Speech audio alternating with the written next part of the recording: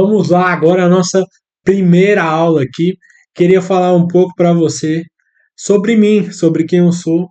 Esse curso do Bíblia Indutiva, eu vou dividir aqui agora a tela para a gente já entrar. Então, mais uma vez, boas-vindas para você que adquiriu esse material que vai te abençoar tanto.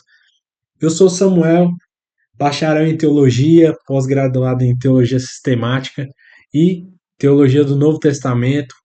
Sou missionário em tempo integral, esse é meu Instagram. Então, se você comprou agora, já pega aí seu celular ou faz um print, marca meu Instagram e agora eu vou fazer uma pose aqui, você vai marcar lá, você adquiriu e eu vou repostar. Então já faz isso agora, já pega seu celular e faz aí. Um, dois, três para você tirar esse print ou essa foto aí. Um, dois, três e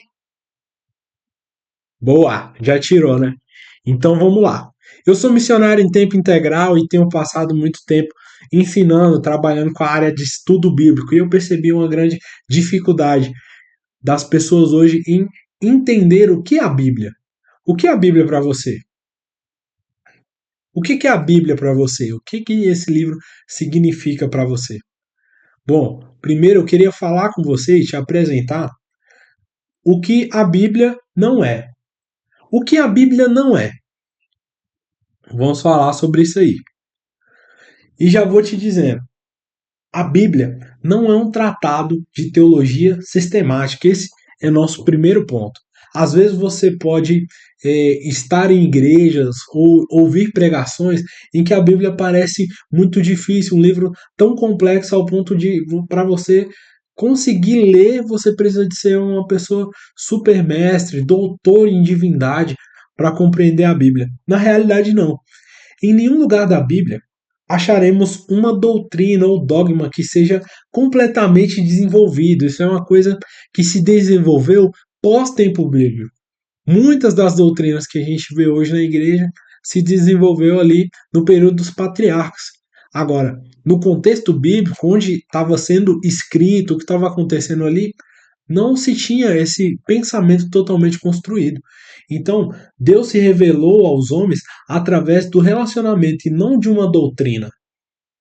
É louco ouvir isso, mas é uma verdade. Deus se revelava aos homens, ele não dava para eles uma doutrina, algo que fosse tão complexo. Não, é através do relacionamento.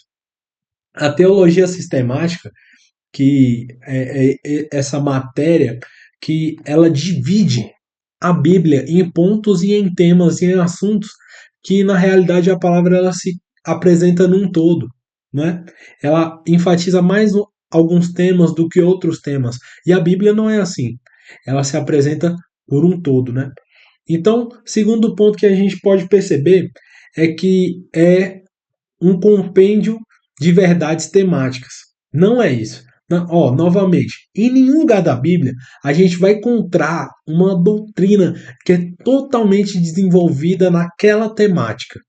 Não tem isso, porque os autores, quando eles estavam escrevendo para responder uma realidade que a igreja estava vivendo naquele tempo. No Novo Testamento ou no Antigo Testamento, há uma necessidade que as pessoas precisavam de consolo, de resposta, de um material que fosse registrar os fatos que estavam acontecendo naquele tempo, muito isso no Antigo Testamento. Não necessariamente com um desejo de construir uma grade de doutrinas e regras que as pessoas precisariam seguir. Os escritores bíblicos estavam registrando as coisas que estavam acontecendo com um propósito de consolação, de alcance do povo, de renovação e de esperança. Muitas das cartas do Novo Testamento têm essa perspectiva, muito mais essa perspectiva de consolo e esperança do que necessariamente uma ideia de conjunto de regras que as pessoas posteriormente iriam fazer. Não, na realidade, os autores bíblicos, quando eles estavam escrevendo, eles estavam pensando naquele tempo, aquela realidade que eles estavam vivendo, correspondendo àquela realidade, e isso se aplica à nossa vida hoje. Então, por exemplo, a gente não encontra na Bíblia um estudo completo sobre a oração, um estudo completo sobre a meditação, como a gente vê em livros hoje, né? Um livro que fala só sobre aquele tema. Na realidade, não. É um todo, é como uma teia fibrosa de aranha que tem vários várias ligações. É isso que é o texto bíblico. E é dito o suficiente sobre o tema. Porém, não é dado como para nós em uma forma de estudo completa, assim, nossa, agora vou dar um estudo para vocês sobre isso. Não, na realidade, ela não se apresenta assim. Por isso, existem diversas opiniões sobre diversos assuntos. Mas aqui a gente está parando para enxergar é, a palavra, o texto, pelo texto, né? Eu vou abrir aqui um slide que é o que eu estou vendo para falar isso para você. Eu estou lendo algumas coisas, estou dizendo outras para você ver aí também, né? Você vai ter acesso a esse material aqui no curso. Então, uma coleção de livros e capítulos e versículos. Isso aí é uma realidade que às vezes a gente não tem essa maldade. Quando você lê o texto bíblico, para o nosso idioma, a nossa tradução, tem-se títulos, e eu digo para você, esses títulos não são sagrados. Esses títulos, na realidade, às vezes são mais negativos do que positivos, porque eles te dão uma falsa compreensão do que aquela passagem quer dizer. Vou dar um exemplo para você. A gente tem a história do filho pródigo. É esse o nome que está lá no título, a ovelha perdida. Mas na realidade, a história não é sobre a ovelha perdida, não é sobre a dracma perdida, não é sobre o filho pródigo. É sobre Deus, é sobre o pastor, é sobre a mulher que vai atrás, é sobre o pai que perdoa os dois filhos. Essa é a história. Mas o título te dá a entender outro sentido para a história. Então, isso é um modelo perigoso. E a gente tem, ó, por quase 1.300 anos não houve nenhuma forma de divisão no texto bíblico. Então, não era assim, divididinha já como é a nossa, com vírgula, com acento, pontuação. Na realidade, não, é totalmente diferente, né? Então, a gente tem aí um pouco da história sobre isso, né? Pela primeira vez, a divisão de capítulos foram inseridas na versão da Vulgata, por Stephen Langton, professor da Universidade de Paris e arcebispo de Cantuária. Né? A Vulgata foi a tradução para o latim aí, que Jerônimo fez, né? Do texto hebraico e grego em latim. Um impressor parisiense de nome Robert Stephanus divide o Novo Testamento escrito em gregos em capítulos e versículos. Então, olha para você ver, 1555 que isso aconteceu. E ele publica a Bíblia completa em grego. Capítulos e versículos não existiam no original. Vieram para facilitar a nossa leitura.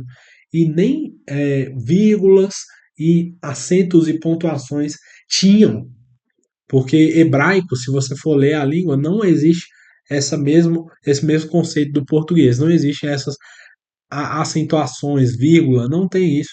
É tão diferente a língua que se escreve ao contrário. No Brasil, a gente escreve da direita para a esquerda. No hebraico, da esquerda para a direita.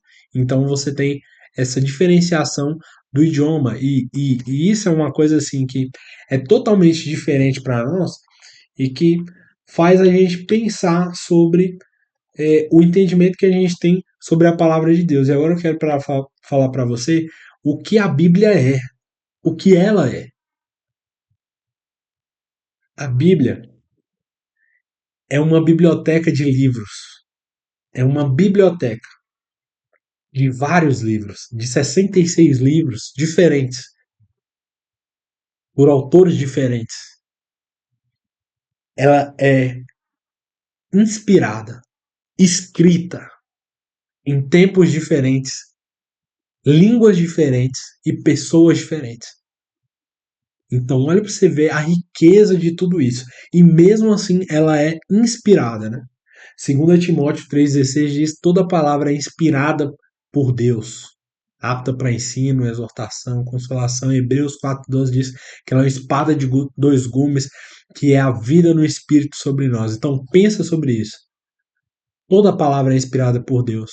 E inspiração junta esse conceito em 2 Timóteo 3,16, junta duas palavras gregas, uma que tem a ver com Deus e a outra que tem a ver com fôlego. Então é fôlego de Deus, saiu de Deus a palavra.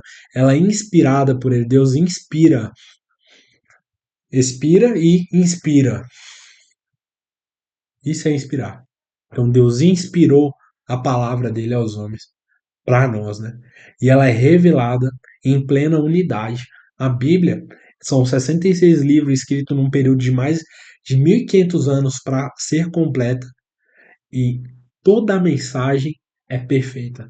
Toda a mensagem aborda o tema da salvação, a história de Deus, a história mais importante do mundo, a história de Cristo. Olha que interessante, né? Completa, segundo Timóteo 3,17. Embora tenha havido tantos autores, a unidade, simplicidade e singularidade da Bíblia indicam que houve uma somente por trás de toda, e essa mente era divina. Por isso que ela é a palavra de Deus para nós. Você vê em Gênesis uma mensagem, Gênesis 3,15, que ela vai se completar em Mateus, vai se completar em Lucas, que são tantos anos depois, mais de 500 anos, quase 1000 anos depois, para a chegada de Jesus, e pensa sobre isso, e era sempre a mesma mensagem, Deus apresentando a mesma história. E eram pessoas diferentes, pessoas que falaram sobre Jesus que nunca ouviram, nem sabiam que era Jesus que ia vir. Isso é poderoso, galera. Isso é tremendo. Então, se você estiver anotando aí, já anota isso. Pensa sobre isso, né? Então, era uma mente divina.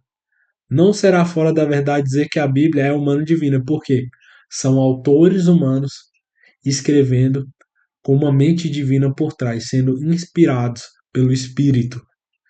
Os autores humanos fornecem a variedade de estilo e matérias. A gente vai falar mais sobre isso à frente, mas você consegue perceber no texto bíblico que quando você lê Salmos, é diferente de ler Gênesis, é diferente de ler Levítico, é diferente de ler Apocalipse, é diferente de ler Cânticos. Cada, cada livro tem uma particularidade. E isso é uma particularidade dos homens, da forma literária. Deus acomoda a sua palavra à língua dos homens. Porque Deus se comunica e ele fala a língua dos homens. Olha que poderoso isso.